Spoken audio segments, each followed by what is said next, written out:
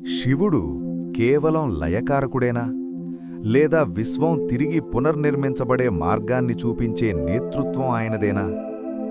Thermodynamics ప్రకారం ఈ విశ్వంలో ప్రతీదీ అస్తవ్యస్తంగా అంటే డిజార్డర్ అయిపోవడమే ప్రకృతి సహజ లక్షణం.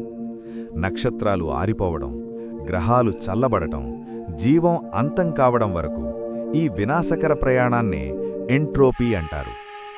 వేల ఏళ్ల క్రితమే నటరాజ రూపంలో ఉన్న శివుడు ఈ సత్యాన్ని నృత్యంలో చూపించాడు.